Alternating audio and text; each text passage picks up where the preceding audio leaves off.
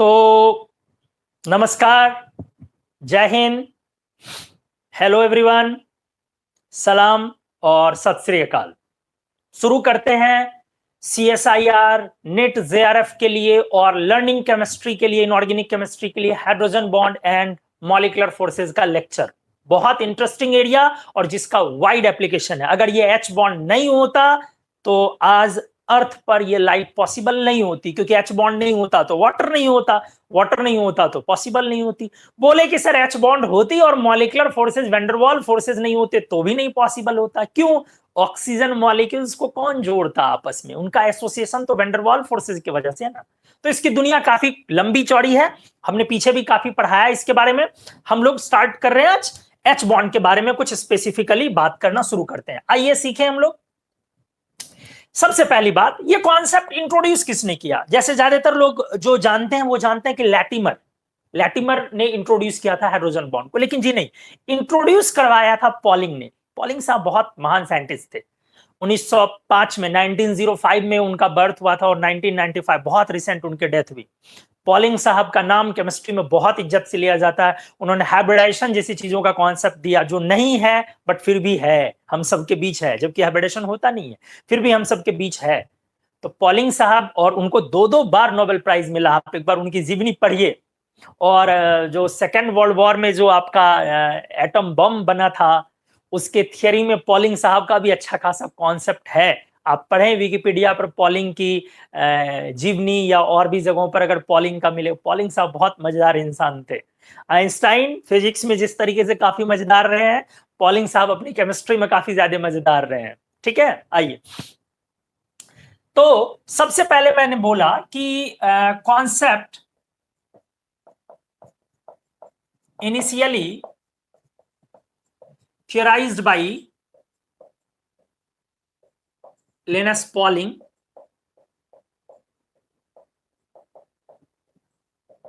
लेकिन extension and corrections made bye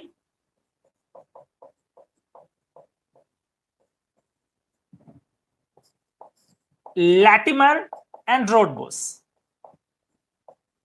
और ये 1920 में ये आया, इन लोगों ने इंट्रोड्यूस किया। तो मुख्य रूप से अगर एक नाम बोलना हो तो इन्हीं लोगों का नाम बोला जाता है। ठीक है, जैसे इलेक्ट्रॉन की डिस्कवरी को आप जानते हैं कि इलेक्ट्रॉन की डिस्कवरी में बहुत सारे लोगों का योगदान है। जिस डिस्चार्ज ट्यूब एक्सपेरिमेंट से इलेक्ट्रॉन की डिस्कवरी स्टार्ट हुई थी, वो डिस्चार्ज ट्यूब एक्सपेरिमेंट तो 1859 में ही शुरू हो गया था। जूलियस प्लकर ने स्टार्ट किया था 1859 में। बीच में ऑस्टेन, बहुत सारे लोग आए जिन्होंने वो दिया है मेटेलिक बॉन्ड, उनका भी बहुत बड़ा क्रेडिट है। लॉरेंज, उनका नाम तो इलेक्ट्रॉन का इलेक्ट्रॉन लॉरेंज का ही रखा हुआ है, H.A. Lorentz, Dutch scientist. Lorentz साहब का ही नाम रखा हुआ इलेक्ट्रॉन। कैसे हम लोग यहाँ बच्चा पैदा होता तो कोई आगे नाम रख दिया मामा फूफा मौसा, तो उसी तरीके से। तो लेकिन लास्टली डिस्कवर का क्रेडिट थॉमसन साहब को जाता है। नोबेल प्राइज भी मिला था इलेक्ट्रॉन की डिस्कवरी के लिए। और बड़ी इंटरेस्टिंग बात, इलेक्ट्रॉन की डिस्कवरी के लिए उनको नोबेल प्राइज मिला। प्रोटॉन की डिस्कवरी की थी रदरफोर्ड ने, वो उनके स्टूडेंट थे। और न्यूट्रॉन की डिस्कवरी की थी चैडविक ने, वो उनके स्टूडेंट थे। समझ रहे हैं ना? 1896 के आसपास इलेक्ट्रॉन की डिस्कवरी हुई, इनके स्टूडेंट थे रदरफोर्ड। ठीक है, प्रोटॉन का भी थियरी गोल्डस्टीन ने दिया, बट डिस्कवरी में फाइनल क्रेडिट जाता है रदरफोर्ड का। ये इनके स्टूडेंट है, रदरफोर्ड के स्टूडेंट चैडविक साहब है। चैडविक को न्यूट्रॉन के लिए फिर नोबेल प्राइज मिला। तो चलिए आइए, एनीवेज, तो वही हमने कहा कि क्रेडिट फाइनली इन्हीं को जाता है। आगे मैं बात करूं, आ जाइए। हाइड्रोजन बॉन्ड को जब आप पढ़ते हैं तो आप बोलते हैं X H Y। ठीक से देखें, बहुत सिंपल चीजें, बहुत बेसिक्स बातें आप जानते हैं, बट मैं आपको रिकॉल करूंगा, याद भी दिलवाऊंगा।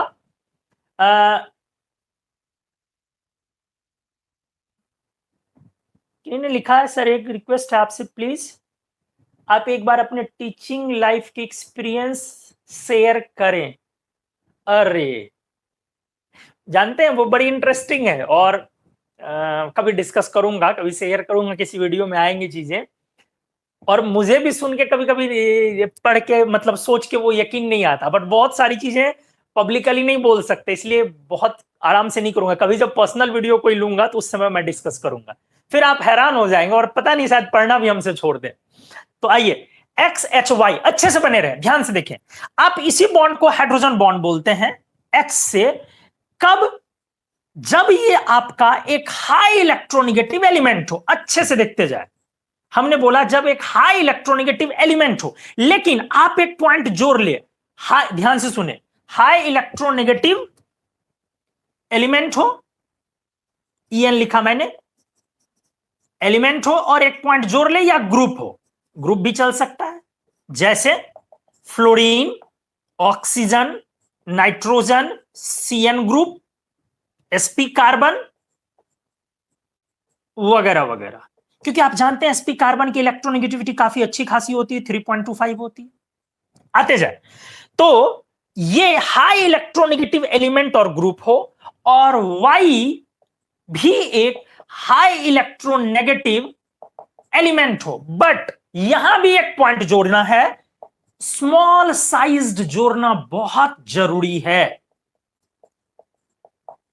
एलिमेंट हो। क्या बोला दोस्त मैंने? ये भी हाई इलेक्ट्रोनेगेटिव एलिमेंट हो, बट ये स्मॉल साइज जोड़ना यहां जरूरी है। मतलब आपने फ्लोरीन लिया, ओके, ऑक्सीजन लिया, ओके, नाइट्रोजन लिया, CN ग्रुप लिया, sp कार्बन वगैरह लिया, सही है, लेकिन आप यहां क्लोरीन एटम नहीं ले सकते हो। हाई इलेक्ट्रोनेगेटिविटी है लेकिन नहीं ले सकते हो, लेकिन यहां पे क्लोरीन आप ले सकते हो। क्लियर भी होंगी चीजें, क्योंकि मैंने यहां पर साइज को लेके कोई रेस्ट्रिक्शन नहीं डाला है, लेकिन मैंने यहां पर साइज को लेकर रेस्ट्रिक्शन डाला है कि ये स्मॉल साइज्ड एलिमेंट हो। अच्छे से आए सुने, सर क्यों नीडफुल है कि आप यहां पर स्मॉल साइज एलिमेंट लगा रहे हो? एक्चुअली जो H बॉन्ड है, ये हाइड्रोजन बॉन्ड जो एक्चुअली आप पढ़ते हो, ये सबसे पहले तो इलेक्ट्रोस्टैटिक डायपोल डायपोल इंटरेक्शन है। हमने पीछे के लेक्चर में बहुत डिटेल में इसको पढ़ा है। इलेक्ट्रोस्टैटिक डायपोल डायपोल इंटरेक्शन है, डायपोल डायपोल इंटरेक्शन है, और हमेशा नहीं, जनरली। अच्छे से देखते जाए, जनरली। और इसका energy of interaction inversely proportional R³ है, आपने पढ़ा है। लेकिन कभी कभी ये कभी कभी ये डायपोल और आयन इंटरेक्शन भी हो सकता है। समटाइम्स अपीयर्स एज किस फॉर्म में आता है दोस्त? आयन डायपोल इंटरेक्शन में भी आ सकता है। अच्छे से देखते जाए, जैसे एग्जांपल के तौर पे, क्या आप F- और HF के बीच के हाइड्रोजन बॉन्ड को, आप H बॉन्ड तो इसको पढ़ते हैं, इतना तो बेसिक चीज आप जानते ही हैं। ये जो आपका हाइड्रोजन बॉन्ड है, तो यहां पर क्या है? डेल्टा प्लस, ये डायपोल है, और F- क्या है? आपका आयन है। तो आप इस समय में एनर्जी ऑफ इंटरेक्शन को क्या इनवर्सली प्रोपोर्शनल R³ बोलेंगे?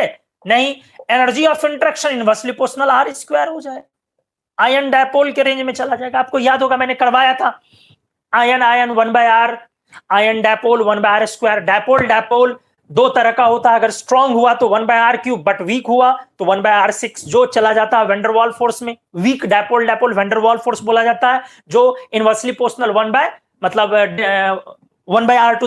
के ऑर्डर में चला गया। लेकिन वो स्ट्रांग अगर हुआ हाइड्रोजन बॉन्ड टाइप का तो 1/R³ में, इसलिए मैंने यहां क्लियर लिख दिया, ठीक है। बट वही वीक हो जाए तो वो उधर चला गया। एनीवेज, तो हमने क्लियर किया कि हाइड्रोजन बॉन्ड जो वो इलेक्ट्रोस्टैटिक डायपोल है, साफ दिख रहा है, यहां पर डेल्टा प्लस आया, ये आपका डायपोल है, और ये आपका इधर एक डायपोल है, तो इलेक्ट्रोस्टैटिक डायपोल है। अच्छे से देखें आप। अब पॉइंट है, ये बॉन्ड में कुछ कोवैलेंट बॉन्ड्स के फीचर होते हैं। धीरे धीरे आप चीजों को समझेंगे जब डेप्थ में उतरेंगे। H बॉन्ड में कुछ कोवैलेंट बॉन्ड के फीचर्स होते हैं, और सबसे बड़ी बात, ये डायरेक्शनल होता है, जबकि कुलंबिक इंटरेक्शंस आने वाले बॉन्ड नॉन डायरेक्शनल होते हैं। Ionic bond net electric field crystal में 0 होता है, वो नॉन डायरेक्शनल होता है। मेटेलिक बॉन्ड नॉन डायरेक्शनल होता है। लेकिन हाइड्रोजन बॉन्ड में कुछ कोवेलेंट बॉन्ड्स के फीचर होते हैं, इसीलिए ये डायरेक्शनल होता है। और ये कोवेलेंट बॉन्ड के फीचर और डायरेक्शनल बातें बताने वाले सबसे पहले व्यक्ति पॉलिंग साहब ही थे। फिर बाद में वो एक्सप्लेन भी हुआ, हालांकि पॉलिंग के हिसाब से हाइड्रोजन बॉन्ड को उन्होंने जो डेफिनेशन दिया था, बाद में वो डेफिनेशन गलत साबित हुआ, लेकिन ये वाली बातें उन्होंने ही इंट्रोड्यूस करी थी। तो आओ मैं क्या बता रहा हूं, चीजों को देख लो। मैंने बोला एच बॉन्ड के बारे में, having some features of covalent bonds. तो अब ये क्या हो गया आपका, डायरेक्शनल। जबकि हमने बोला कि जहां पर कूलम्बिक इंटरेक्शंस है, जैसे आयोनिक बॉन्ड, मेटेलिक बॉन्ड में भी कूलम्बिक होता है, मेटेलिक लैटिस और फ्री इलेक्ट्रॉन्स के बीच मेटेलिक बॉन्ड, आप क्या बोलते हैं दोस्त इन सबको, डायरेक्शनल या नॉन डायरेक्शनल? Non directional. अच्छे से आते जाए, मैं बेसिक लेवल से शुरू कर रहा हूं, बेसिक लेवल से चीजों को पढ़ा रहा हूं। तो चलो हम अब यहां पर अपना जो पॉइंट है वो है कि सर आपने यहां पर स्मॉल साइज क्यों लगाया। यहां पे अब आपका कोई साइज को लेकर रेस्ट्रिक्शन नहीं है एक्स में। इलेक्ट्रोनेगेटिविटी तो सबको पता है कि हाई इलेक्ट्रोनेगेटिविटी लेते हैं तब हाइड्रोजन बॉन्ड बनता है और हाइड्रोजन, इतना तो सबको पता है। लेकिन यहां पर साइज को लेकर रेस्ट्रिक्शन नहीं है, यहां साइज को लेकर रेस्ट्रिक्शन है कि ये लार्ज, क्योंकि आपने ये लिखा है इनवर्सली प्रोपोर्शनल आर क्यूब।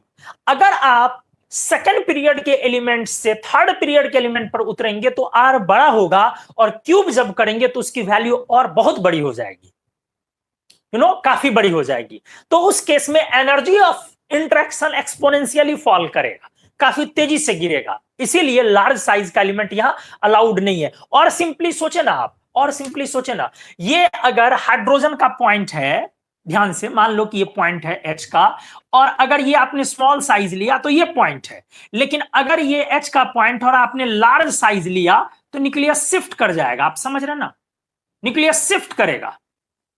तो जैसे ही डी बढ़ेगा, जैसे ही डी तेजी से बढ़ा, इसका साइज बढ़ा, ये सेकंड पीरियड का एलिमेंट है, और ये मैंने क्या कर दिया दोस्त, थर्ड पीरियड का, ये कर दिया। तो जैसे डी बढ़ेगा तो आप समझ रहे हैं कि energy inversely proportional R cube अगर मैं लिख रहा हूं तो क्या हो जाएगा, उस समय में एनर्जी काफी कम हो जाएगी तेजी से, तो वो एच बॉन्ड हो सकता ना रहे। ठीक है, एच बॉन्ड के लिए जो कंडीशंस है उस पर अब हम लोग बात करते हैं। एच बॉन्ड के लिए नेसेसरी कंडीशन में आप सबसे पहले बोलेंगे, अच्छे से सुने, हाइड्रोजन एक हाई इलेक्ट्रोनेगेटिव एलिमेंट से अटैच हो, और इसके पॉजिटिव डायपोल को, डेफिनेशन डेफिनेटली लिखने वाला हूं नहीं मैं, कोई 12th और ग्रेजुएशन वाली पढ़ाई हो नहीं रही है। हाइड्रोजन हाई इलेक्ट्रोनेगेटिव एलिमेंट से डेफिनेटली ये जुड़ा हुआ है, ठीक है, और इसके पॉजिटिव डायपोल को कोई दूसरा स्मॉल साइज का हाई इलेक्ट्रोनेगेटिव एलिमेंट इस तरीके से इंटरेक्शन में लाए कि इसकी जो बॉन्ड एनर्जी है, यही डेफिनेशन है, डेफिनेशन यही है कि इसकी जो बॉन्ड डिसोसिएशन एनर्जी की रेंज हो,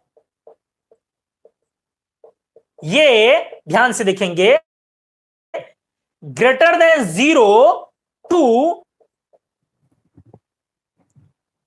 40 किलो कैलोरी पर मोल, इस रेंज में फॉल करे।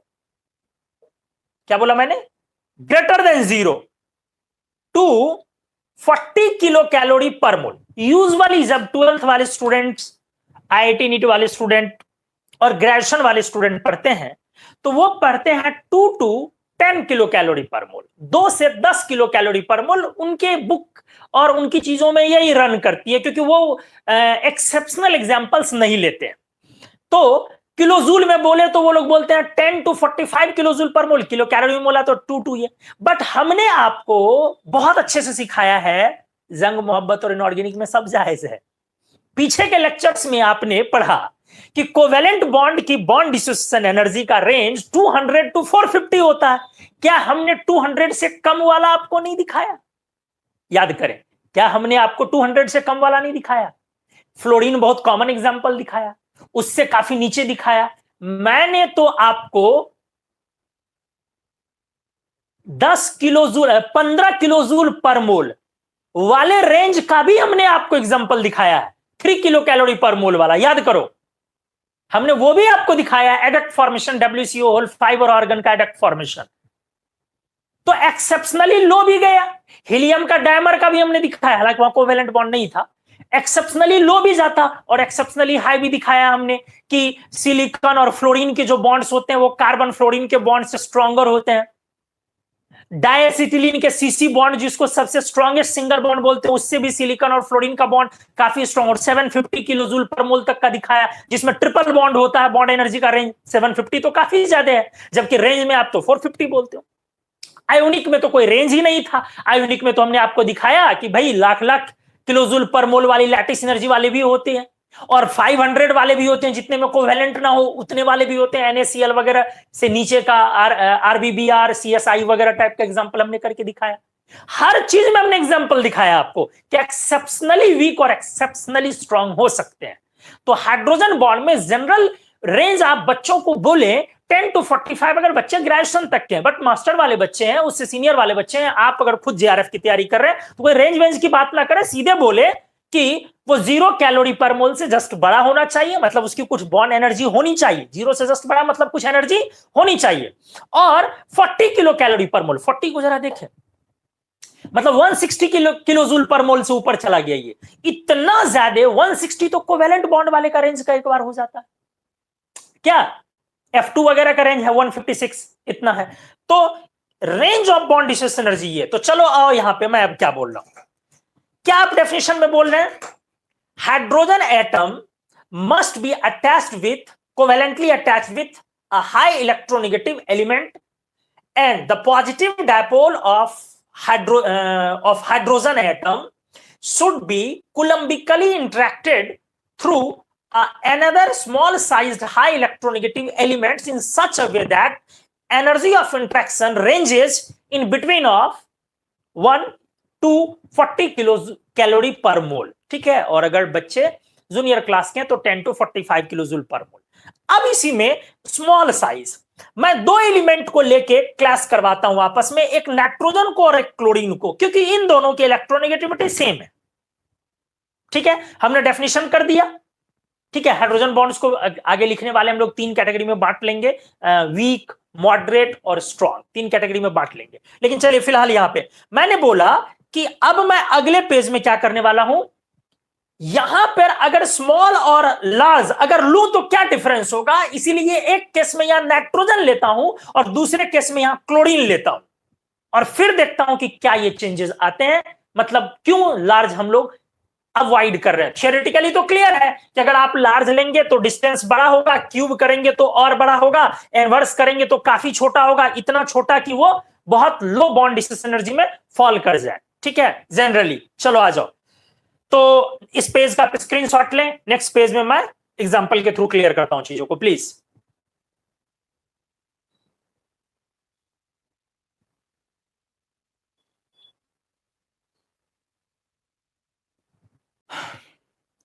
तो अब मैं इसको करके दिखाऊंगा आपको।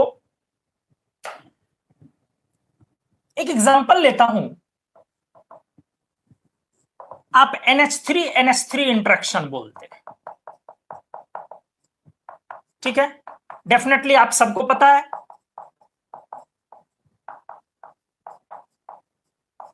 कि यहां पर H बॉन्ड होता है, क्लियर है।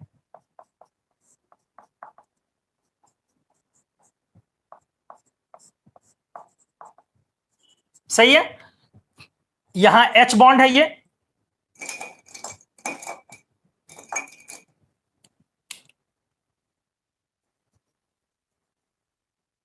गुड। जरा देखें, और वहीं पर आप लेते हैं सेम इलेक्ट्रोनेगेटिविटी का HCl इंटरमॉलिक्यूलर इंटरेक्शन।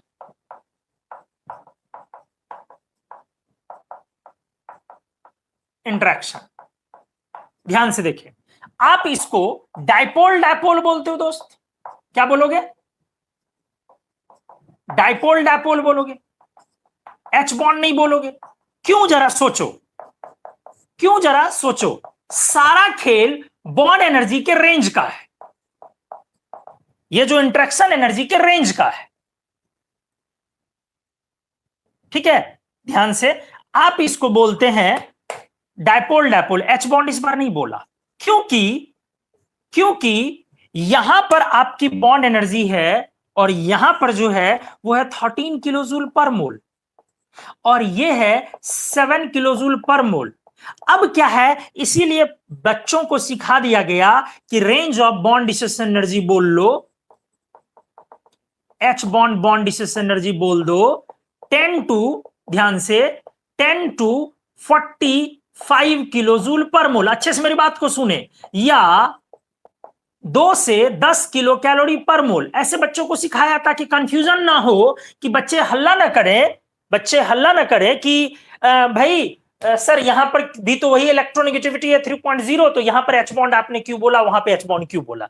तो बच्चों को हमने क्या किया, समझाने के लिए एक रेंज बता दिया कि चलो 10 टू 45, 10 टू 45। लेकिन पॉइंट क्या है, ऐसा कोई स्पेसिफिक रेंज नहीं है, वो स्टार्ट हो गया, जस्ट कहीं से भी शुरू हो गया, उसकी बॉन्ड एनर्जी काफी लो हो गई, 10 के नीचे चला गया, वो 7 के भी नीचे चला गया, ऐसा भी हो सकता है। फिर वो हाइड्रोजन बॉन्ड है, हाइड्रोजन बॉन्ड की क्राइटेरिया फुलफिल हो रही है वहां, ठीक है, हाइड्रोजन एटम है, हाइड्रोजन बॉन्ड है, हम वीक बोलेंगे उसको, काफी वीक बोलेंगे अपन उसको, ठीक है। तो इसके पीछे का आपको रहस्य समझ में आ गया, ठीक है। चलिए, अब अगर कभी ऐसा हो गया कि आपका कोई सेकंड पीरियड का एलिमेंट आया और ये इससे कम, मतलब 6-7 किलोजूल पर मोल इस टाइप का वैल्यू लेके आया, क्या एच बॉन्ड नहीं बोलेंगे, वही मैं तभी से बोल रहा हूं, बोलेंगे। बस स्मॉल साइज एलिमेंट वहां होना चाहिए, वहां लार्ज साइज के एलिमेंट्स आप इस्तेमाल जल्दी नहीं करेंगे, ठीक है। चलो ये क्लियर हो गया।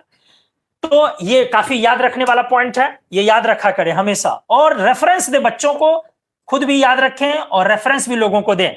HCl हाई मतलब जस्ट क्यों इतना स्मॉल हो गया, डबल का डिफरेंस क्यों हो गया, just due to large size, due to large size of chlorine atom. इसीलिए आप ऐसा बोलते हो कि क्लोरीन हाइड्रोजन बॉन्ड नहीं बनाता है, लेकिन खुद ही ऐसे भी एग्जांपल लेते हो जहां क्लोरीन बनाता है, खुद भी ऐसे ही ऑर्थोक्लोरोफेनॉल लेते हो तो वहां पे बनाता है, बॉन्ड एनर्जी का रेंज आगे चला गया तो वहां बोलते हो कि हाइड्रोजन बॉन्ड होगा। तो चलिए, अभी मेरा वो सब मकसद नहीं है कॉम्प्लिकेट करना, अभी हमारा लर्निंग प्रोसेस चल रहा है। सम इंपॉर्टेंट हाइड्रोजन बॉन्ड्स देख ले पहले अच्छे से। जैसे आप ले लो NH3 तो आपने देखा कि 13, बहुत इंपॉर्टेंट बात हो रही है, बहुत 13 किलोजूल पर मोल, ठीक है। चलो वाटर का लेता हूं, ये आपने लिया अमोनिया और ये आपने लिया वाटर, 21 किलोजूल पर मोल। अच्छे से आप देखें, तो अगर आपने दिमाग में सेट कर रखा है 10 टू 45 जनरली 2 से 10 किलो कैलोरी पर मोल, तो रेंज में तो आ रहा है, सही है। अब इसके बाद आप क्या करो, तो ध्यान से सुनो, अमोनिया को H2O में मिला दो,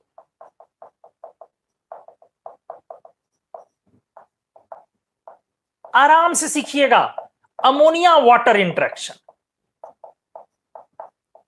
तो आपसे मेरा सवाल यह है कि यह वैल्यू 13 से लो होगी, 21 से लो होगी, दोनों में से क्या होगा इस वैल्यू का, इसके बारे में मैं जानना चाहता हूं। आराम से सोचें। पहला क्या किया मैंने, उतर गए हम लोग एकदम धोनी वाले शॉट पर, हेलीकॉप्टर शॉट पे। अमोनिया का हमने लिया 13 किलोजूल पर मोल, वाटर का ले रहा हूं 21 किलोजूल पर मोल है। अब मैं अमोनिया वाटर का इंटरेक्शन देखना चाहता हूं, क्या होगा, सोचे बताएं। लेस देन 31, लेस देन 21, कौन सी वैल्यू होगी अमोनिया और H2O का इंटरेक्शन, दिमाग लगाएं। अमोनिया और H2O का इंटरेक्शन अगर मैं करवाता हूं, 13 से भी लेस हो जाएगी या 21 से लेस होगी, 13 से ऊपर होगी, क्या हो सकती है, दिमाग लगाइए, बड़ा आराम से पकड़ लेंगे आप। सोचे सोचे सोचे सोचे सोचे।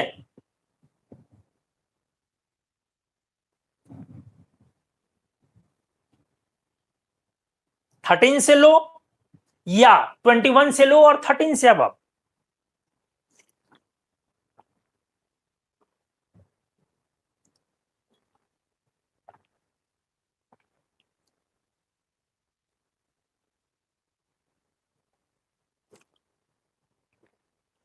मैं देख रहा हूं जवाब जो मेरे को मिल रहा है 13 से लो होगी। फिर मृत्युंजय जी ने बताया है कि नहीं 13 से, वो उन्होंने भी बोला लो ही होगी।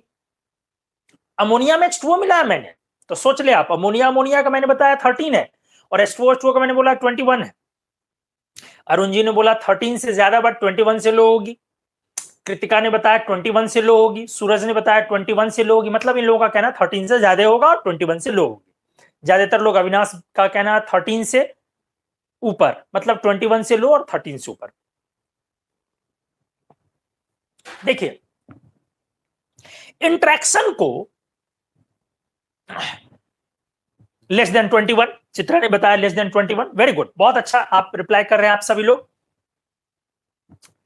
इंट्रैक्शन को जब आप दो चीजों को मिलाते हैं तो फिर आप उन दोनों के बीच के इक्वेशन को समझिए। दिशा ने बताया more than 13 less than 21। Good, बहुत बढ़िया। हमने क्या बोला, दोनों के कॉम्बिनेशन को समझिए। अगर आप ध्यान से सुने, अगर आप प्रैक्टिकली अमोनिया को आपने वाटर में डाल दिया तो क्या हलचल होगा आपको नहीं पता है। Bl एसिड Bl बेस हो जाएगा, यहां नहीं पता है तो ये क्या कर लेगा, NH3H प्लस और H2O OH माइनस, समझ रहे ना, NH4 प्लस और OH माइनस ये बनना शुरू हो जाएगा। क्या कंफ्यूजन है मेरे को बताइए।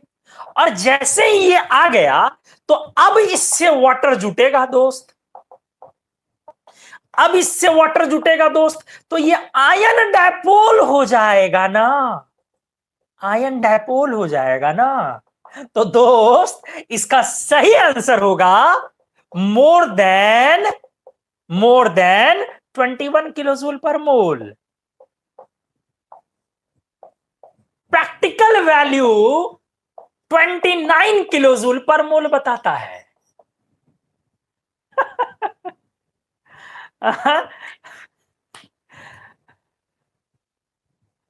ठीक है, प्रैक्टिकल वैल्यू, चूंकि आप अमोनिया को वाटर में डाले हो तो NH4OH बनना स्टार्ट हो जाएगा, इक्विलिब्रियम रहेगा, ठीक है, Bl acid Bl base reaction हो जाएगा।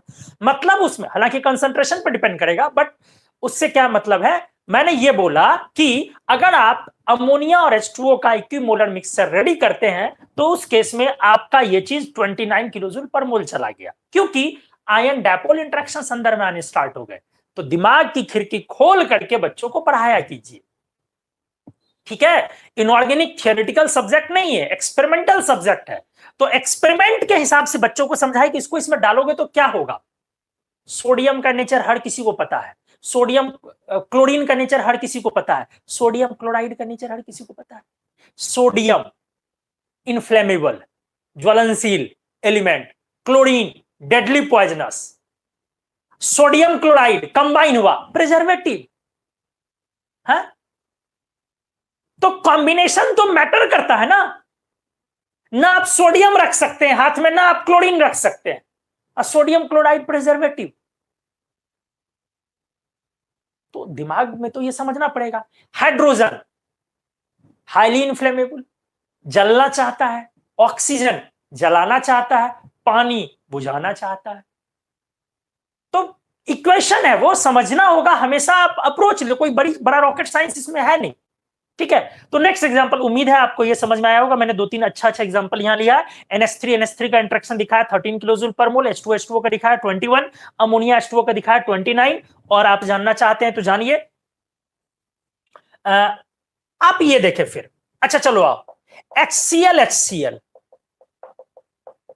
अभी आपने देखा, ये वैंडरवाल फोर्स और 7 किलोजूल पर मोल अभी आपने देखा, और H2O है 21। अब मैं करना चाहता हूं HCl H2O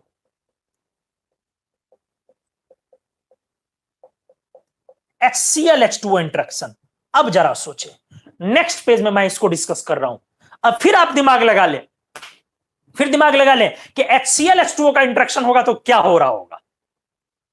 तो मोर देन 21, लेस देन 21 क्या होगा, जरा अंदाजा लगाएं। मैं अगले पेज में पहुंच रहा हूं और 1 मिनट का थोड़ा सा मैं ब्रेक भी ले रहा हूं, ठीक है। स्क्रीनशॉट ले।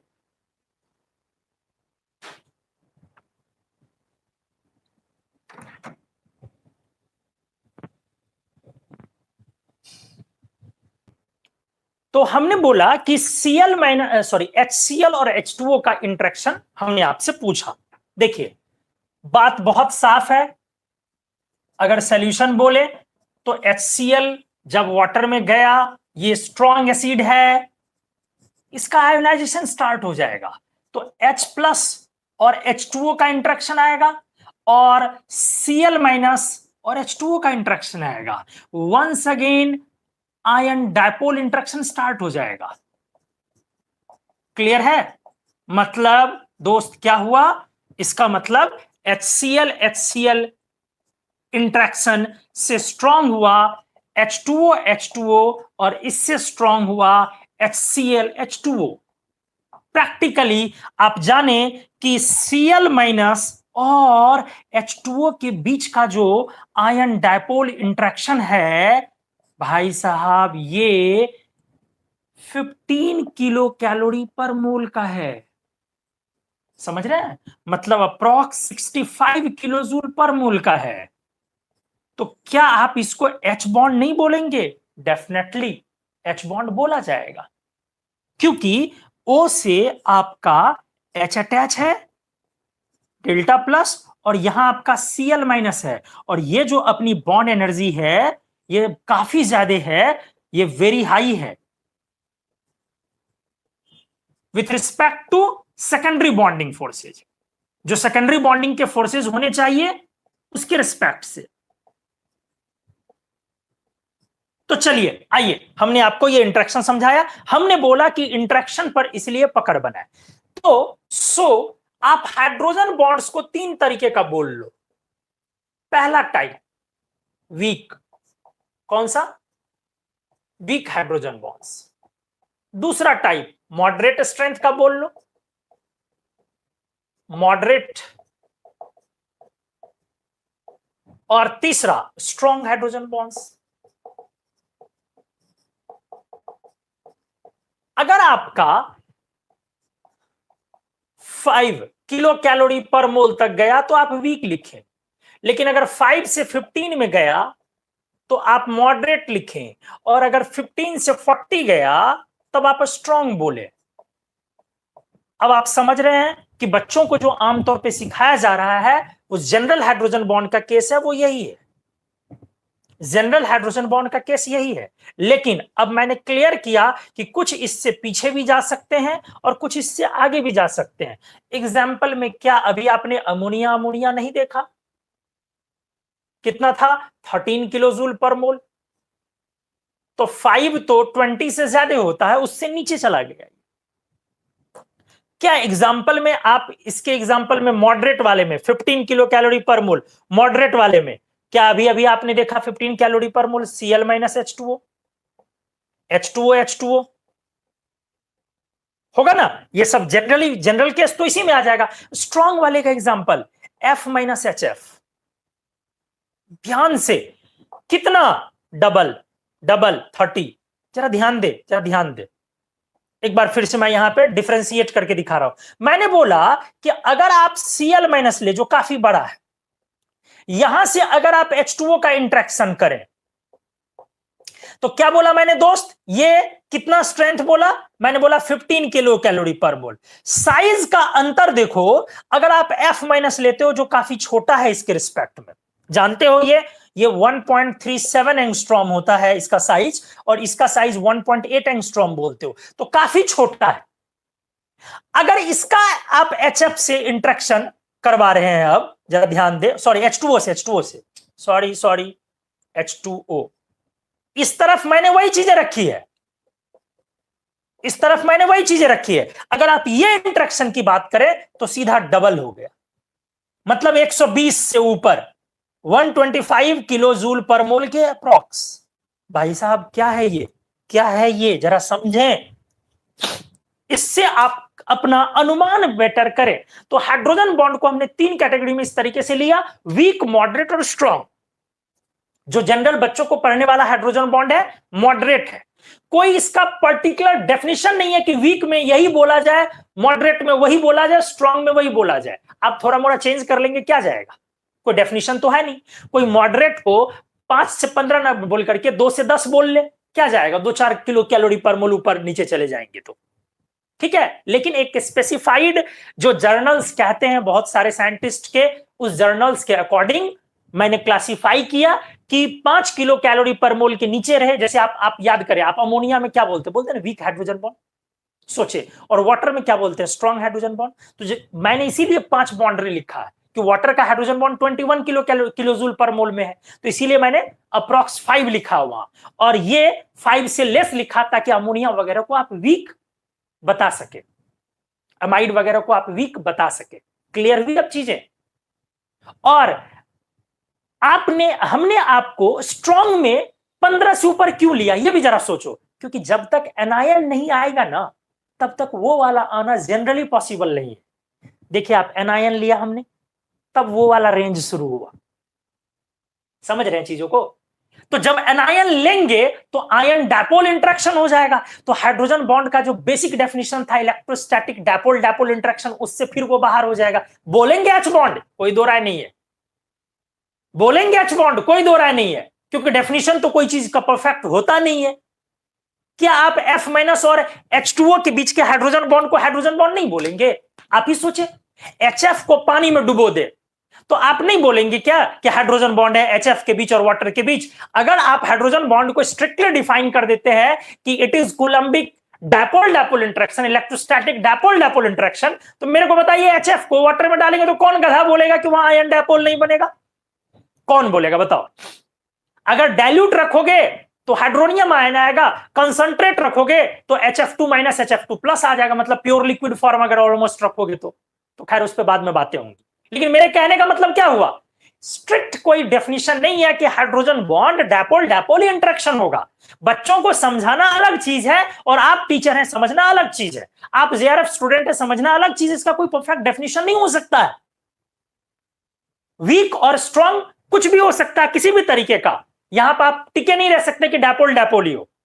तो जिस समय में आयन डायपोल हुआ उस समय 1/r²। लेकिन जनरल डेफिनेशन क्या बोलेंगे, वही बात 10 to 45 किलोजूल पर मोल। जनरल डेफिनेशन क्या बोलेंगे, वही बात इनवर्सली प्रोपोर्शनल R3। क्लियर है चीजें? क्या आप लोग यहां तक अच्छे से समझ पाए या नहीं? मैंने वीक, मॉडरेट, स्ट्रॉन्ग 3 कैटेगरी में दिखाया, और ये बड़ा अच्छा एग्जांपल हमने किया, काफी बढ़िया एग्जांपल। F- काफी छोटा है, इसीलिए ये इंटरेक्शन काफी ज्यादा हो गया, और Cl- इसके रिस्पेक्ट में काफी बड़ा है। देखिए साइज की वैल्यू, पीरियोडिक टेबल का स्मॉलेस्ट आयन होता है फ्लोराइड, पता होगा, और इसकी वैल्यू होती है 1.37 एंगस्ट्रॉम, और Cl- 1.8 1.9 भी बोल लो। तो क्या यहां तक आपकी चीजें मजेदार तरीके से क्लियर है या नहीं? प्लीज एक बार बता दीजिए, फिर आगे बढ़ूंगा मैं, प्लीज।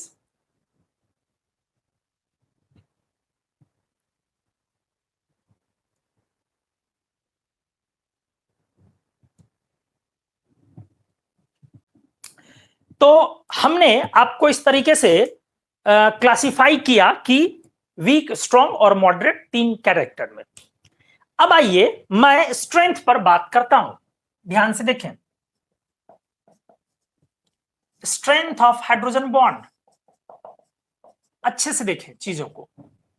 सबसे पहला, ये जो आपका हाइड्रोजन बॉन्ड है XHY, आप 3 डॉट से डिनोट करते हैं, पता होगा आपको। हमने बोला कि ये स्मॉल साइज एलिमेंट होगा, ध्यान से सुने। कभी कभी अगर लार्ज हो गया तो ये लेंथ बढ़ जाएगा।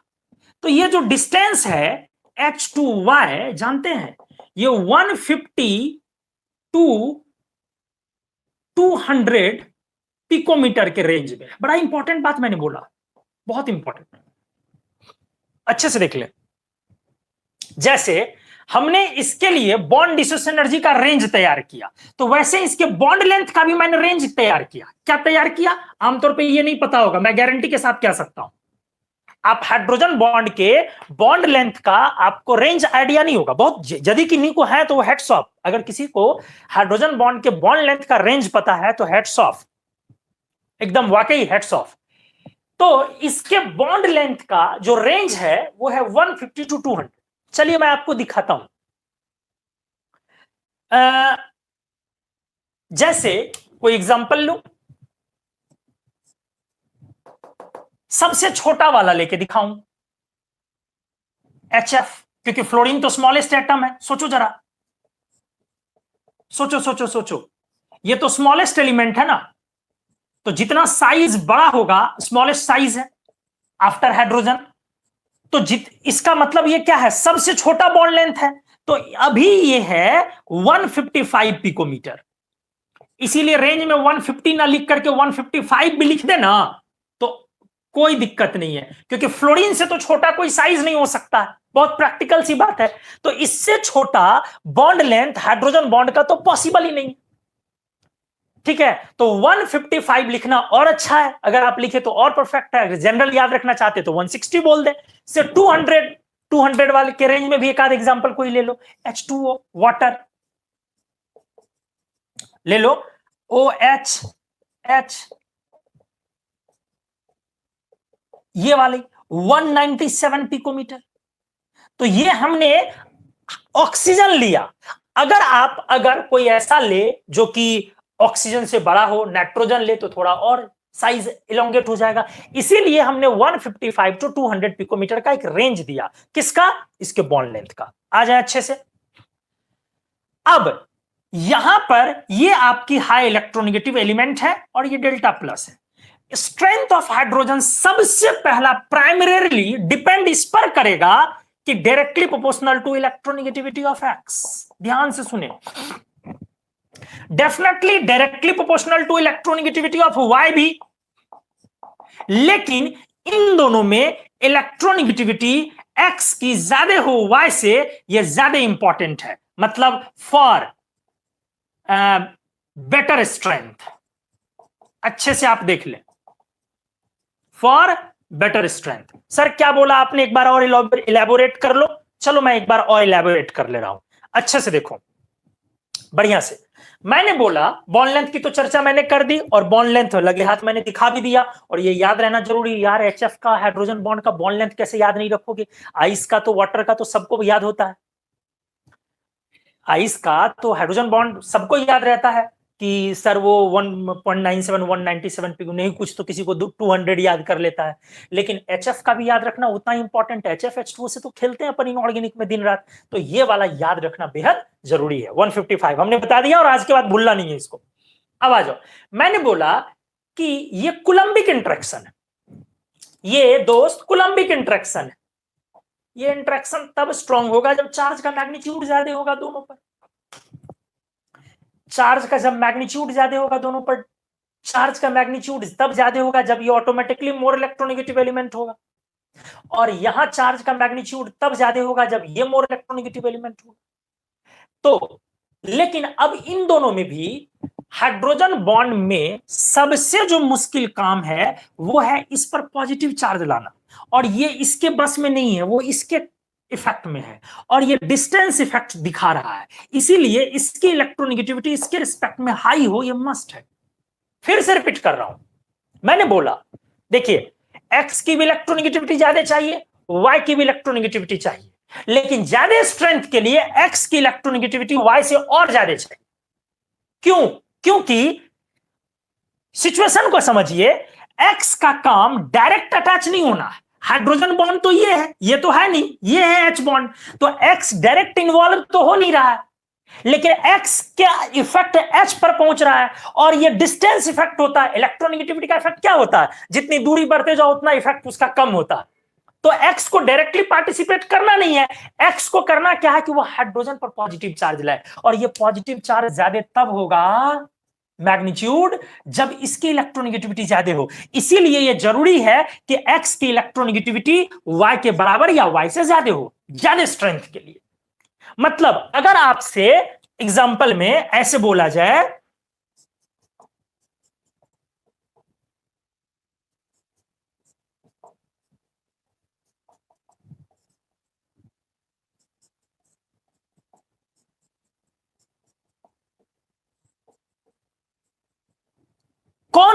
करेक्ट रिप्रेजेंटेशन है?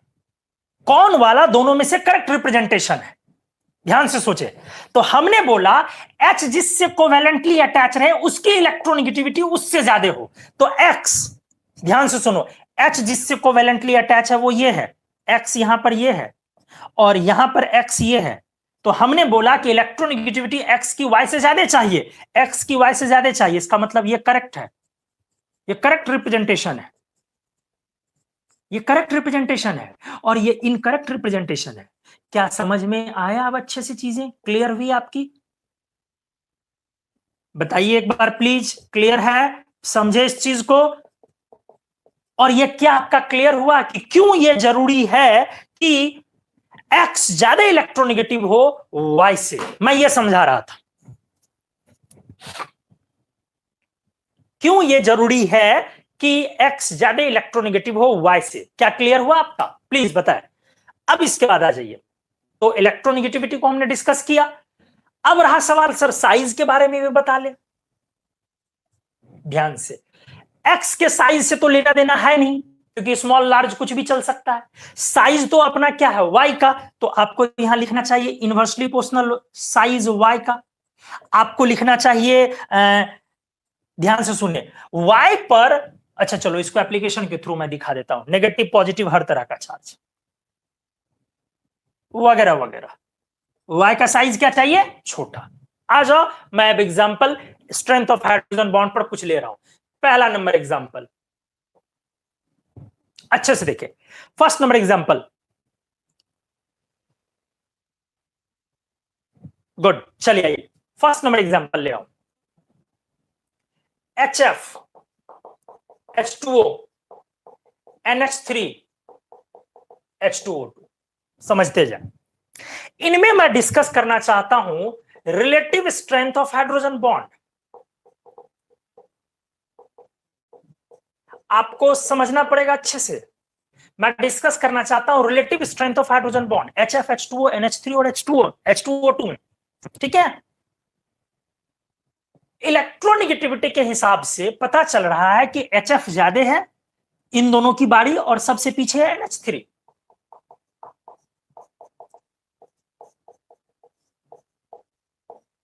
ये तो पता चल रहा है।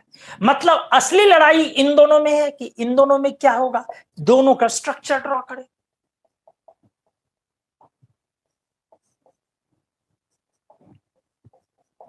H2O2 जब भी ड्रॉ करे तो ऐसा सोच के ड्रॉ करे, खुली किताब की तरह।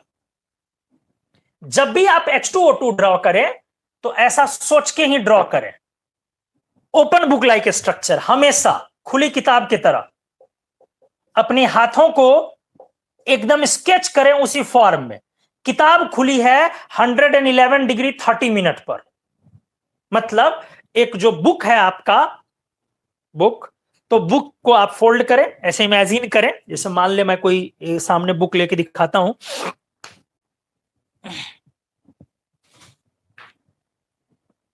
देखें, जैसे मैं बुक ले रहा हूं तो आपने ये बुक खोला, ठीक है? तो बुक के ऐसे ओपन बुक, ये भी ओपन है बट मैंने बोला ऐसे। तो यहां पे एक ऑक्सीजन, यहां पे एक ऑक्सीजन OO और यहां H और यहां H। क्लियर हुआ? क्या बोला मैंने बोला यहां एक ऑक्सीजन यहां, एक H यहां और एक H यहां। मतलब समझें, किताब को खोले और बंद करें, OH के एंगल पर कोई HOO एंगल पर कोई प्रभाव नहीं पड़ेगा।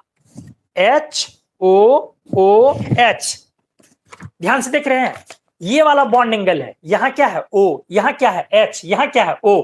तो आपने बुक खोला और बंद किया तो बॉन्ड एंगल पर कोई प्रभाव नहीं पड़ा। क्लियर है?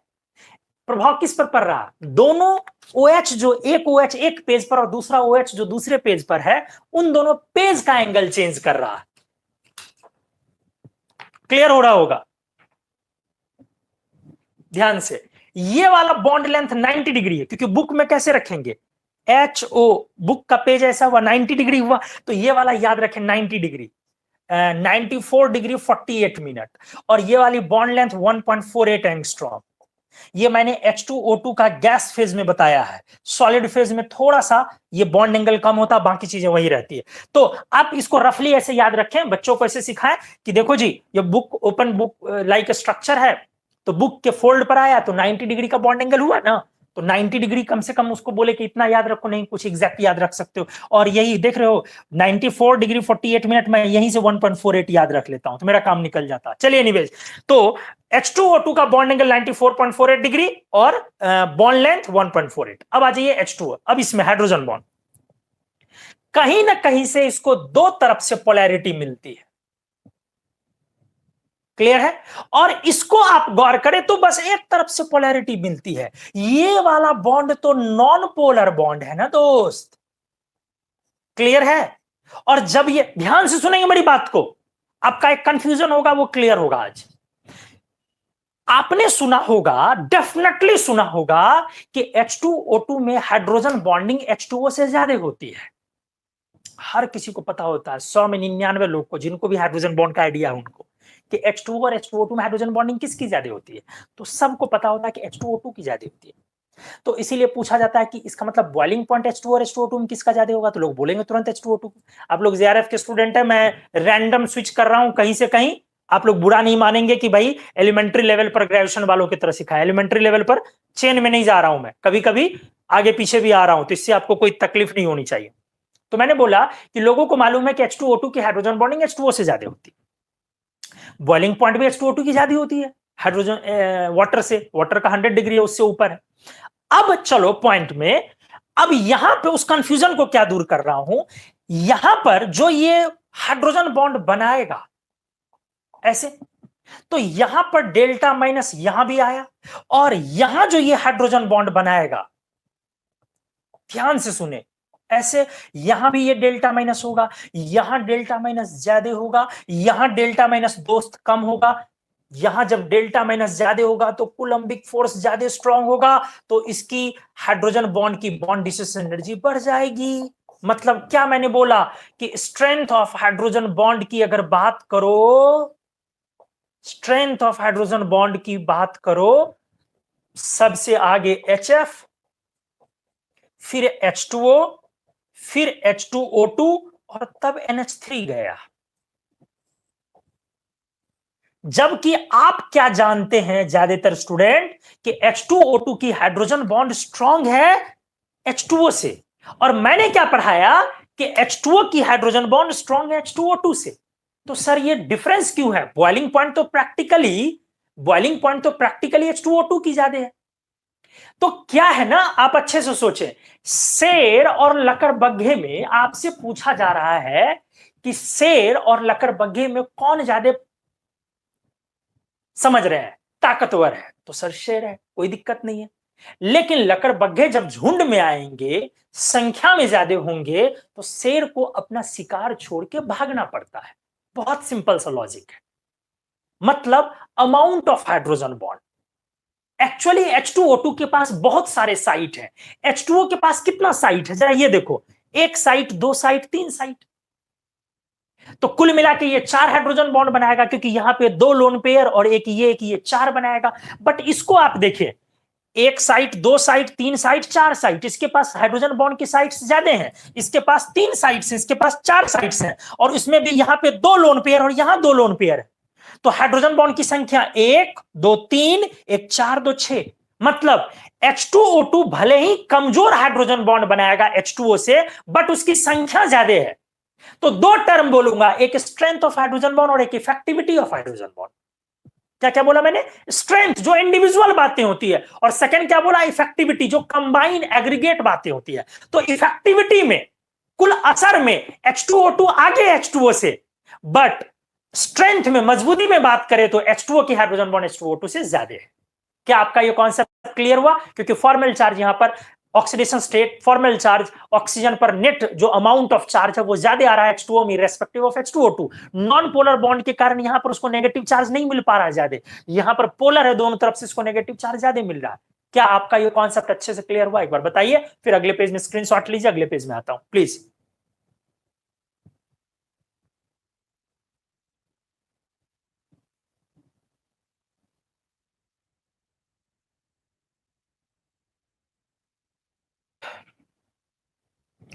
तो अब मैं आपको पहले HFH2O NH3 वाला एग्जांपल क्लियर कर लूं।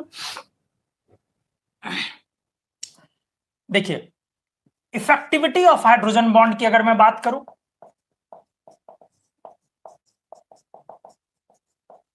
किस किस में, इन्हीं चारों में। तो जो आपका HF है वो सिर्फ 2 हाइड्रोजन बॉन्ड बनाता है।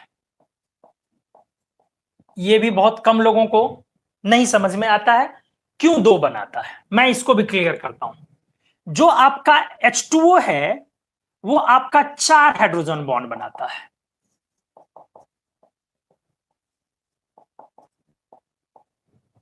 और जो आपका H2O2 है वो आपका 6 हाइड्रोजन बॉन्ड बनाएगा।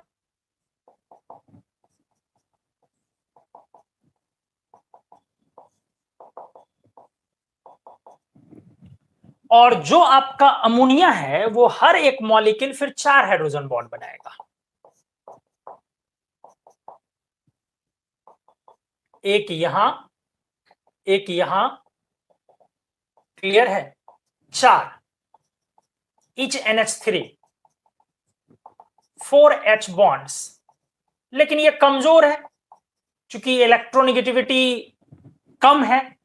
यहां से इस इलेक्ट्रोनिगेटिविटी से तो हाइड्रोजन बॉन्ड बनना स्टार्ट ही होता है। each H2O2 6 H बॉन्ड्स, और ऑक्सीजन की इलेक्ट्रोनिगेटिविटी अच्छी है, इसीलिए इन H बॉन्ड्स को आप स्ट्रॉन्ग बोलेंगे। H2O 6 समझ रहे हैं, इलेक्ट्रॉन क्लाउड से हाइड्रोजन बॉन्ड्स आराम से बनेंगे। इलेक्ट्रॉन क्लाउड फ्री है, तो फ्री इलेक्ट्रॉन क्लाउड, तो क्योंकि हाइड्रोजन बॉन्ड में क्या होता है ना, बेसिकली आपको नेगेटिव चार्ज चाहिए। तो नेगेटिव चार्ज पे कोई, मान लो कहीं लोन पेयर नहीं है, नेगेटिव चार्ज है वहां, तो नेगेटिव चार्ज का साइट है तो आराम से बना सकता है। और जहां लोन पेयर है वो तो और अच्छी बात है ना, वहां तो नेगेटिव चार्ज का गुच्छा है, क्लाउड है पूरा। इसीलिए आपने सुना होगा कि पाई वाले भी कभी कभी हाइड्रोजन बॉन्ड बना लेते हैं, क्योंकि पाई वाला जो इलेक्ट्रॉन होता है वो क्या होता है, 2 न्यूक्लियस के बीच में सही से पकड़ा हुआ नहीं होता, स्ट्रांगली हेल्ड नहीं होता, लूजली हेल्ड होता, तो इधर उधर भागता रहता। वो भी लोन पेयर के इतना तो फ्री नहीं, बट फ्री होता है। जैसे लोन पेयर में क्या होता है कि एक न्यूक्लियस पोलराइज करता है, और पाई में कम से कम 2 न्यूक्लियस के बीच में हेल्ड है, लेकिन फिर भी वो भागता है, स्ट्रांगली हेल्ड नहीं होता। तो पाई वाला भी कभी कभी हाइड्रोजन बॉन्ड बना लेता है। मैं कुछ एग्जांपल करके दिखाऊं, उसमें भी इंटर और इंट्रा 2 टाइप के होते हैं, कराऊंगा मैं। तो चलो आ जाओ। तो हर एक H2O2 लोन पेयर आराम से बनाएगा, ठीक है, कोई कंफ्यूजन नहीं होना चाहिए। 6। अब यहां पर each H2O once again 4 hydrogen bonds, और आप इसको भी स्ट्रॉन्ग की कैटेगरी में रखेंगे। अब यहां पर है ये each HF आपका 2 ही हाइड्रोजन बॉन्ड्स बना रहा है, और ये सबसे स्ट्रॉन्ग होगा, वेरी स्ट्रॉन्ग। 2 ही क्यों बना रहा है, इसलिए सर फ्लोरीन के पास तो 3 लोन पेयर होने चाहिए। अच्छे से सुनिए आप। तो सर एक यहां से, एक यहां से, एक यहां से, ऐसे बनना चाहिए। प्रॉब्लम क्या है मेरे दोस्त, प्रॉब्लम है कि अगर ऐसा हुआ तो इसके और इसके बीच का रिपल्सन बहुत भयंकर होगा। ऑक्सीजन पर आ जाओ, यहां 2 लोन पेयर है, और इसके बीच की एंगल 115 डिग्री 32 मिनट्स है, क्योंकि इसके पास 2 H है, और ये वाला बॉन्ड एंगल 104.5 है। बहुत लोगों को ये बॉन्ड एंगल पता नहीं होता, मैंने बता दिया, ठीक है। मतलब ऑलमोस्ट 120 है। 120 एक ऐसा एंगल होता है जिस पर कोई रिपल्सन वगैरह ग्रुप का भी काम नहीं आता, हमने बैक बॉन्डिंग में भी आपको सिखाया है। यहां पर अब ये चूंकि इसकी संख्या ज्यादा है इसके रिस्पेक्ट में, इसीलिए यहां पर रिपल्सन बहुत ज्यादा होगा, स्ट्रिक, बहुत स्ट्रिक रिपल्सन होंगे यहां। इसीलिए ना ये बनाएगा, ना ये बनाएगा, ना ये रिजल्टेंट बनाएगा। ध्यान से सुनेंगे, रिजल्टेंट मतलब ये अगर आपके 3 पेन है, ठीक है, और ये एक लोन पे, ध्यान से सुने, और ये चौथा पेन हमने ऐसे लगाया ऊपर, मतलब यहां पे ये जो आपका ये वाला छोड़ है, यहां मान लो कि आपका H है, सॉरी F है, क्या है F, ये F है, ये H है, तो ये तो FH है। अब इस फ्लोरीन के 3 लोन पेयर वो टेट्राहेड्रल ओरिएंटेशन पे है, लेकिन 3 लोन पेयर होने से यहां पर रिपल्सन बहुत ज्यादा है। तो जब रिपल्सन बहुत ज्यादा है तो ना ये बना पा रहा, ना ये बना पा रहा, ना ये, तीनों का रिजल्टेंट मतलब एकदम सीधा स्ट्रेट नीचे। यही वजह है कि HF की हाइड्रोजन बॉन्डिंग ऐसे हो गई। बाकी किसी की हाइड्रोजन बॉन्डिंग ऐसे लीनियर नहीं है जैसे HF की है। ना H2O किस तरीके से लीनियर है, क्योंकि इसके 2 लोन पेयर हैं, ओरिएंटेशन एक ऊपर है, कैसे है, वी शेप में ओरिएंटेशन है उसका। ना अमोनिया का किसी का नहीं होगा, लेकिन इसका लीनियर हो गया। आपको क्लियर हुआ होगा, क्योंकि यहां स्टेरिक हिंड्रेंस के कारण ये फाइनली किस में कन्वर्ट कर गया, FH, और ये वाला एकदम लीनियर हो गया, ये लीनियर हो गया आपका। क्लियर है? तो इसलिए 2 बनाया इसने, लेकिन काफी स्ट्रांग बनाया। तो हमने ये एक्सप्लेन किया कि क्यों आपका HF 4 नहीं बना पाता, जबकि लोन पेयर के नजरिए से देखें तो उसको 4 बनाना चाहिए, क्योंकि फ्लोरीन की तरफ से एक तो फ्लोरीन का साइज भी काफी छोटा, ऑक्सीजन से भी छोटा है, और ऊपर से 3-3 लोन पेयर है। तो अगर हाइड्रोजन बॉन्ड वहां 3-3 बनेगा तो बहुत क्राउड हो जाएगा, तो सर्वाइव नहीं कर पाएगा, इसलिए स्टेबिलिटी नहीं है। तो तीनों के रिजल्टेंट मतलब स्ट्रेट डाउनवर्ड वो सीधा बना लिया HF के लीनियर पॉइंट से हिसाब से। अब आ जाओ, तो सोचे जरा, उसने 2 बनाया काफी स्ट्रांग, इसने 4 बनाया स्ट्रांग, इसने 6 बनाया स्ट्रांग, और इसने 4 बनाया कमजोर। तो इफेक्टिविटी, आपने तो स्ट्रेंथ ऑफ हाइड्रोजन बॉन्ड पढ़ लिया, स्ट्रेंथ ऑफ H बॉन्ड पढ़ लिया। क्या आपने पढ़ा, HF की ज्यादा, HF के बाद H2O, और H2O के बाद H2O2, H2O2 के बाद NH3। लेकिन अब बारी किसकी है दोस्त, अब बारी है इफेक्टिविटी ऑफ हाइड्रोजन बॉन्ड की। तो इफेक्टिविटी ऑफ हाइड्रोजन बॉन्ड के बारे में क्या बोलोगे, सबसे ज्यादा किसकी, H2O2 की, क्योंकि स्ट्रॉन्ग और 6। गुड। इसके बाद किसकी, H2O की, स्ट्रॉन्ग और 4, तब HF की, और तब NH3 की। आपको चीजें समझ में आ गई होंगी। और जो आपका बॉइलिंग पॉइंट वगैरह आप पढ़ते हो ना, ये स्ट्रेंथ ऑफ हाइड्रोजन बॉन्ड मत बोला करो, ये इस पर मत बोलो, इफेक्टिविटी ऑफ हाइड्रोजन बॉन्ड बोला करो। ये मत बोलो, ये बोलो ज्यादा बेटर है। इफेक्टिविटी मतलब aggregate effect, effectivity hydrogen bond की, मतलब बॉइलिंग पॉइंट जो होगा वो सबसे इन चारों में ज्यादा हाइड्रोजन पेरोक्साइड का होगा, फिर वाटर का होगा, और फिर HF का होगा, और फिर NH3 का होगा। क्लियर है चीजें? ये बॉइलिंग पॉइंट का ऑर्डर होगा। अब H2O का बॉइलिंग पॉइंट 100 डिग्री सेंटीग्रेड, तो जाहिर सी बात है इससे लोअर है, नीचे है ये लोग, और ये अब मोर देन 100 डिग्री सेंटीग्रेड होगी। तो आपको चीजें अब समझ में आई होंगी। ये बड़ा अच्छा डिस्कशन रहा कि आप हाइड्रोजन बॉन्ड के स्ट्रेंथ से ज्यादा किस पर जाएंगे, इफेक्टिविटी पर। इफेक्टिविटी मतलब एग्रीगेट इफेक्ट, एग्रीगेट इफेक्ट मतलब aggregate effect of number of hydrogen bonds as well as strength of hydrogen bond. Strength और नंबर दोनों का एग्रीगेट इफेक्ट जो होता है वही इफेक्टिविटी है। तो अल्टीमेट जो बॉइलिंग पॉइंट या सारी चीजें आपकी जाएंगी वो इफेक्टिविटी पर के अकॉर्डिंग जाएंगी। क्या आप लोगों की चीजें यहां तक क्लियर हुई? एक बार बता दीजिए प्लीज, या कोई डाउट है तो वो भी पूछें, और समझ में आ रहा है तो बनता है प्लीज लाइक्स।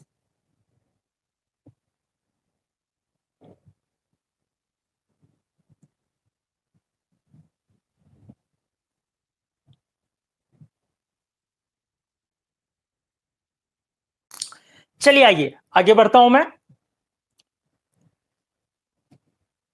ठीक है। स्ट्रेंथ ऑफ हाइड्रोजन बॉन्ड पे अगर मैं बातें करूं तो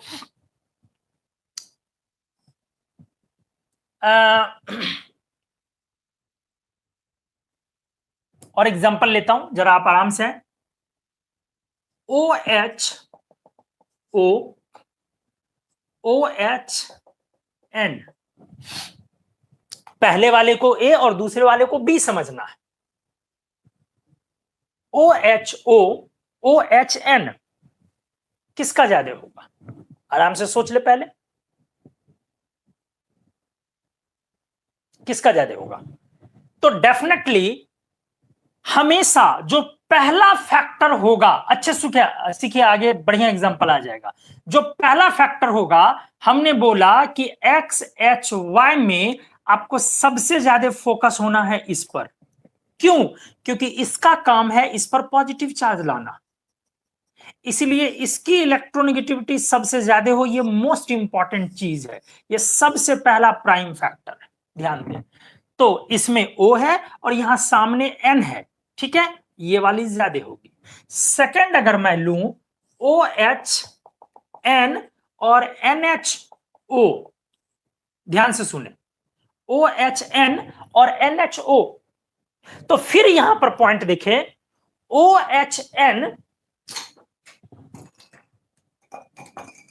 मोर इलेक्ट्रोनेगेटिव, ये वाला चीज देखना, देखो ध्यान से, यहां पर O है, लग रहा है कि मोर इलेक्ट्रोनेगेटिव है N के रिस्पेक्ट में, लेकिन पहले किसको तवज्जो देनी है, इस पॉइंट को, इसीलिए इसके वजह से ये वाली ज्यादा हो गई। उम्मीद है आपकी चीजें क्लियर हो गई होंगी। अगर मैं लूं, हाँ, NHO और NHN तब सही है, अगर मैं लूं जैसे ये OHN और NHN, तो अब ये देखने में ज्यादा है, but it depends on situation, फिर बातें होंगी डिपेंड्स ऑन सिचुएशन। क्या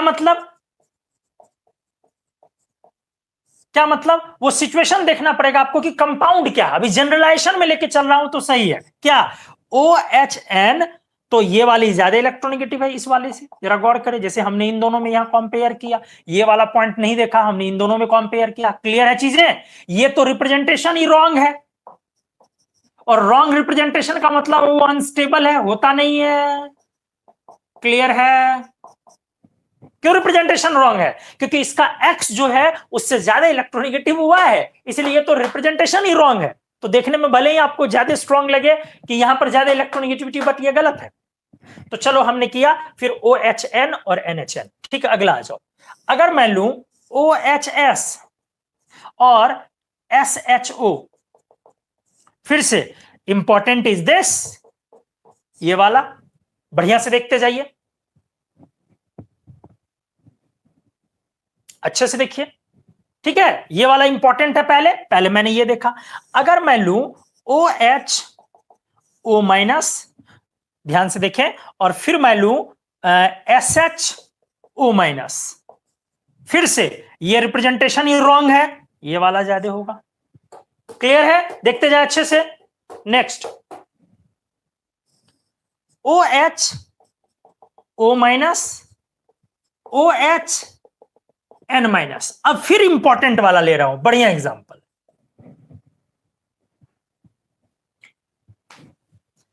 मेरे को इस एग्जांपल में आप बताएं A या B कौन ज्यादा है।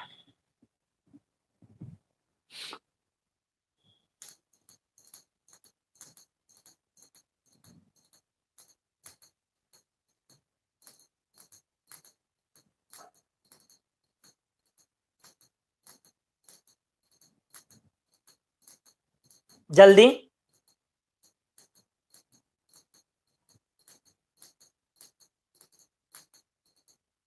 मैं वेट कर रहा हूं।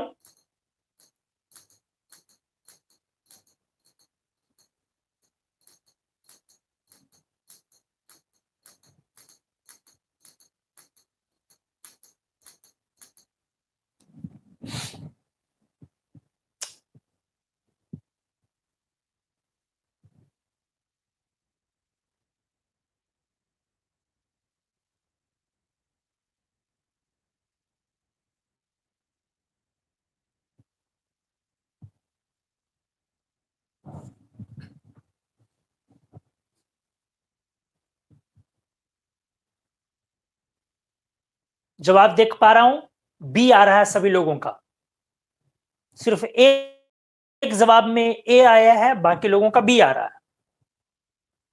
चलिए आइए डिस्कस करता हूं, अच्छे से देखें। मैंने बोला कि आपको पहले फोकस किस पर होना है, इस एटम पर, ये एटम सेम है, तो यहां से डिसाइड नहीं हुआ। अब आप जाएं बी पर, अब जब बी पर आप जाएंगे तो यहां है O माइनस और यहां है N माइनस। आप सोचें नेगेटिव चार्ज किस पर लेते हैं, स्टेबल, ये मोर स्टेबल किस पर है, on more electronegative atom, on more electronegative atom, clear हुई चीजें। ये साइट अगर स्टेबल नहीं होगा दोस्त, तो ये वाइब्रेट करेगा, और जब वाइब्रेट करेगा तो स्टेबिलिटी नहीं मिलेगी, मतलब बॉन्ड एनर्जी कमजोर हो जाएगी। इसीलिए इस साइट में स्टेबिलिटी अब चेक कीजिए कि कौन सा ज्यादा स्टेबल है। तो नेगेटिव चार्ज ज्यादा स्टेबल है मोर इलेक्ट्रोनेगेटिव एटम पर, पॉजिटिव चार्ज मोर स्टेबल है लेस इलेक्ट्रोनेगेटिव एलिमेंट पर। इसीलिए इन दोनों में खूबसूरत एग्जांपल था, वो वाला ज्यादा हुआ, OH O माइनस और OH N माइनस। क्लियर हुआ होगा।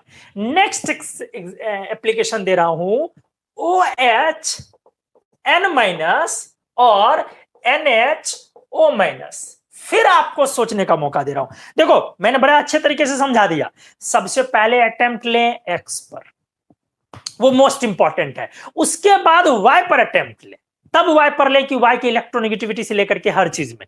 अब आ जाए इसमें, OH N माइनस और NH O माइनस, इन दोनों में से किसकी ज्यादा होगी? आराम से सोचे, फिर मैं आपको टाइम दे रहा हूं। OH O माइनस और NH O माइनस किसकी ज्यादा होगी?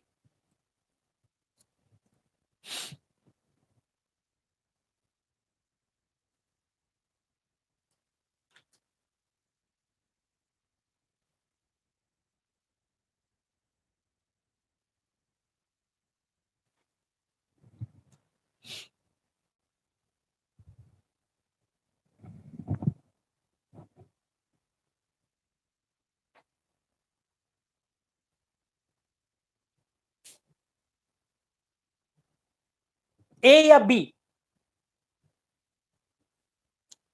अब मैं जवाब देख रहा हूं।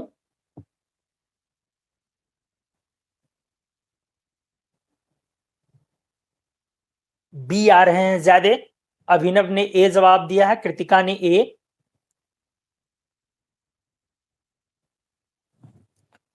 किसी ने पूछा है कि ओ हैविंग स्मॉलर साइज, नहीं।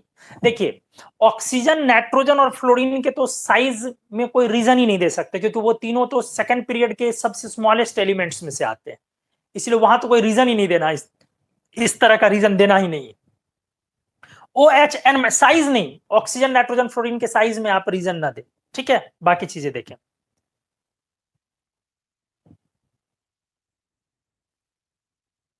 देखें अच्छे से।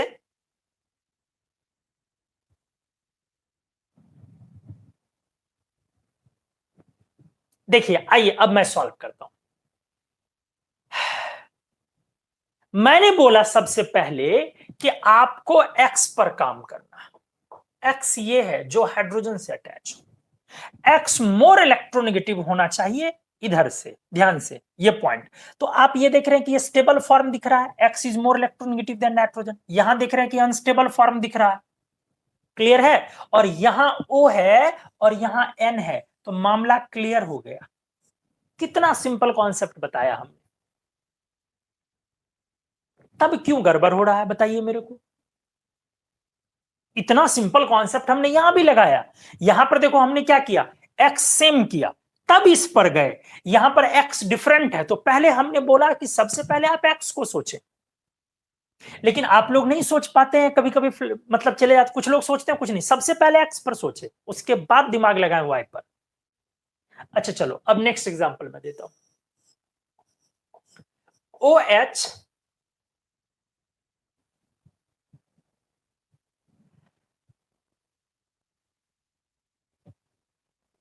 तीन एग्जांपल का सीरीज लेता हूं।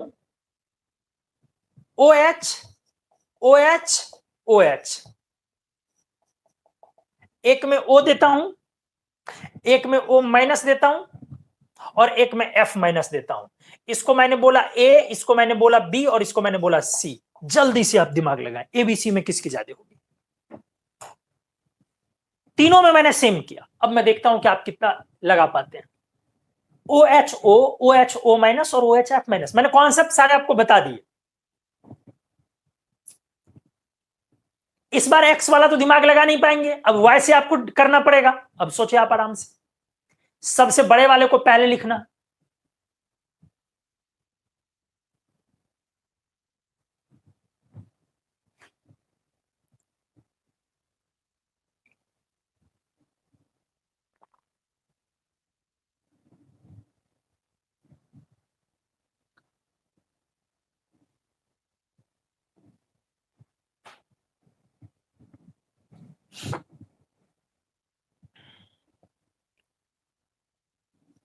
अब जवाब का इंतजार कर रहा हूं। अरुण जी का जवाब आया है सीबीए, अभिनव जी का जवाब आया है सीबीए, दिशा जी का जवाब आया है सीबीए, कृतिका का जवाब आया है CBA.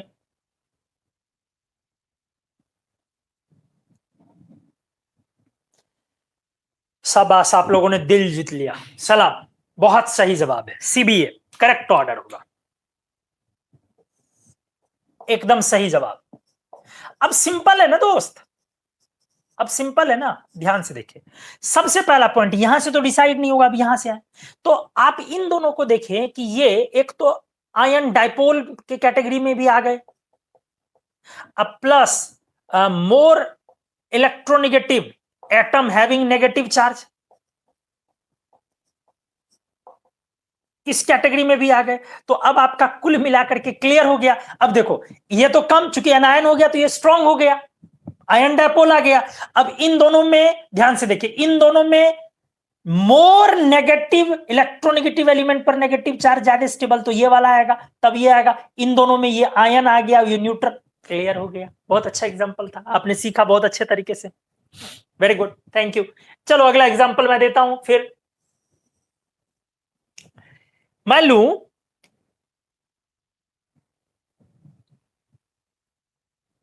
OH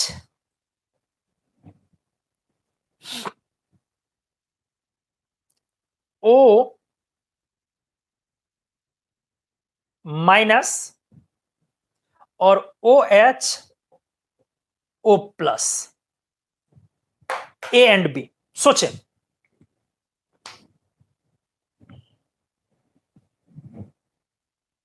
OH O minus और OH O प्लस, सोचे अच्छे से।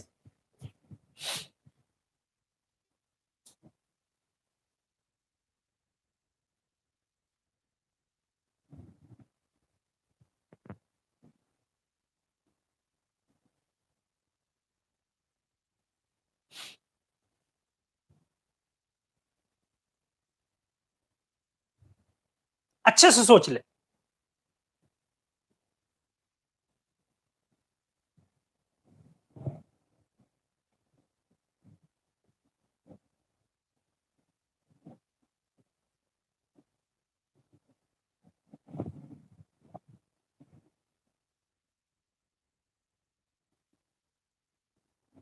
जवाब आ रहा है लोगों का, मैं देख रहा हूं, ए ज्यादा सब लोगों का ए आ रहा है, बट एक जवाब आया कंचन ठाकुर का B, due to positive charge को इलेक्ट्रॉन की जरूरत है।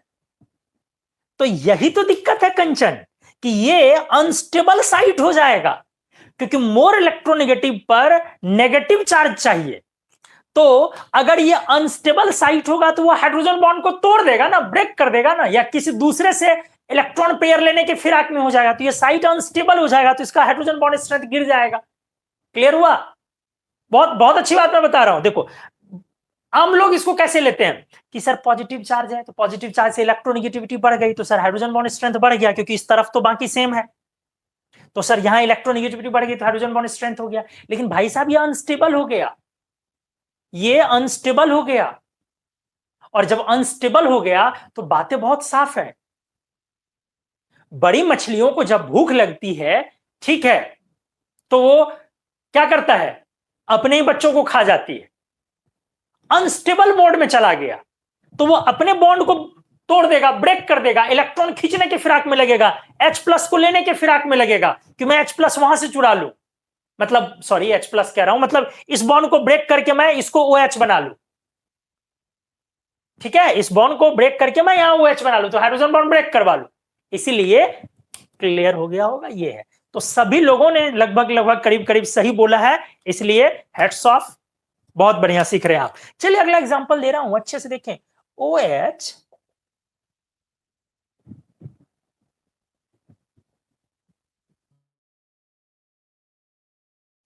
और OH N प्लस,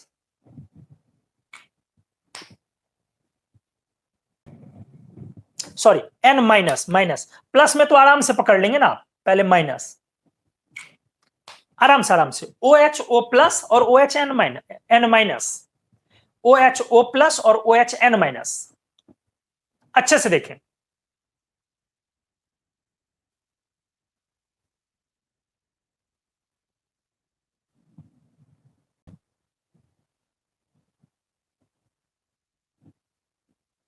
ए या बी? अब सभी लोगों के जवाब एकदम आ रहे हैं बी बी बी, सभी लोगों के जवाब बी आ रहे हैं। शानदार, बहुत बढ़िया सीखे आप लोग, शानदार। बहुत ज्यादा इलेक्ट्रोनेगेटिविटी है ओ प्लस की, लेकिन भाई साहब अनस्टेबल अपनी मछलियां अपने ही बच्चों को खा जाएंगी, जबकि बहुत ज्यादा इलेक्ट्रोनेगेटिविटी है, इसीलिए ये ज्यादा। बहुत बढ़िया आपने सीखा। O H O plus O H N plus, A या बी?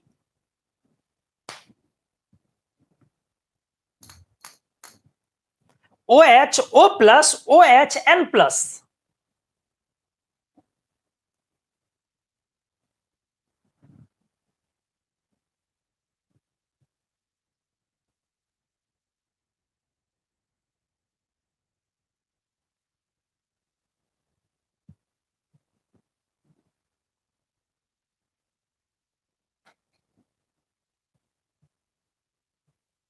जल्दी बताएं।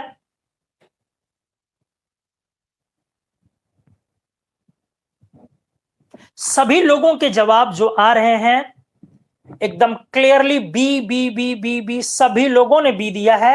एक विपिन सर ने जवाब ए दिया है और गणेश जी ने जवाब ए दिया है, बाकी सभी लोगों ने जवाब बी दिया है। चलो मैं डिस्कस कर लूं।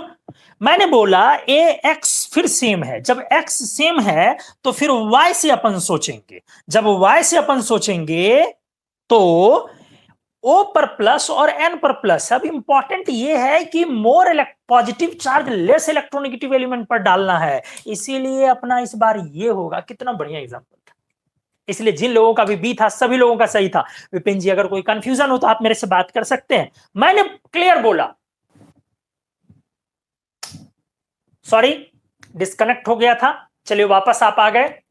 तो मैंने क्लियर बोला कि यहां से सेम है, यहां पर तो positive charge less electronegative element पर डालेंगे तब स्टेबल होगा, तो इसीलिए वो वाला ज्यादा स्टेबल होगा। मतलब खाएगा ये भी, बट इसके ब्रेक करने की टेंडेंसी कम होगी, ये वाला तो एकदम खा जाएगा। बहुत बढ़िया। बस आज के लेक्चर में एक एग्जांपल, बस और एक एग्जांपल के लिए आप इंतजार करें, इसका स्क्रीनशॉट ले ले। सिर्फ एक एग्जांपल वादा करता हूं लूंगा मैं, स्क्रीनशॉट ले, मैं अगले एग्जांपल पढ़ाता हूं प्लीज।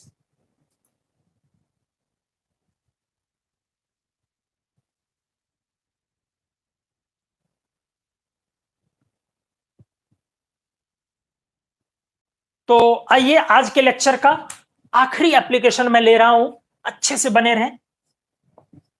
ओ एच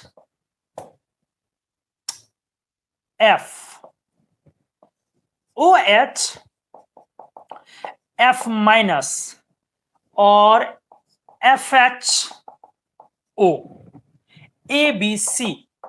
बस आप लोग ये दिखा दें मेरे को कि सर बहुत सही सीखा है हम लोगों ने। प्लीज रिक्वेस्ट करता हूं गलत ना हो, आराम से सोच ले, आखिरी एग्जांपल है आज का, ठीक है। ओ एच एफ माइनस और एफ एच ओ, सबसे बड़े वाले को पहले बताना है आपको, उसके बाद छोटे डिक्रीजिंग ऑर्डर में जाना है। सबसे पहला जवाब बहुत तेजी से अभिनव का आया है, CBA।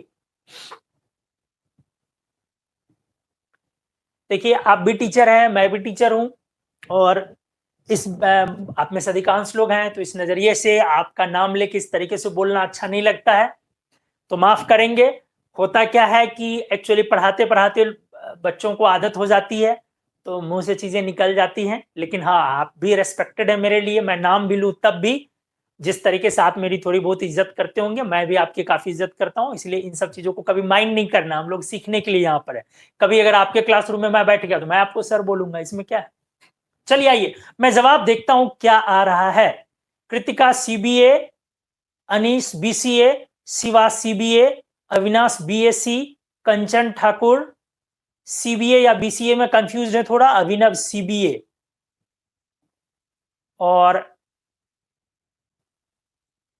अभिनव CBA। जी हाँ, ज्यादातर लोगों ने CBA जवाब दिया, लेकिन जवाब मिक्स है, कुछ लोगों ने CBA, कुछ लोगों ने BCA भी दिया। अब जरा मैं दिमाग लगाऊं, एकदम बीइंग स्टूडेंट सोचूंगा, कोई ऐसा नहीं कि कोई टीचर सोचूंगा, कोई डाटा वेटा लगाऊं। बीइंग स्टूडेंट कैसे अप्रोच करना, बीइंग स्टूडेंट मैं अप्रोच करूंगा कि सर मेरे को सिखाया है आपने, सबसे पहले एक्स की electronegativity is important, hydrogen bond. इसीलिए सर सबसे पहले इन तीनों में एक्स की इलेक्ट्रोनेगेटिविटी इज इंपॉर्टेंट, इसीलिए सी बड़ा है बीए से। अब बीए में ऑर्डर सब ढूंढना है। बीए में जब आ जाऊं तो सर ये डायपोल डायपोल है और ये आयन डायपोल है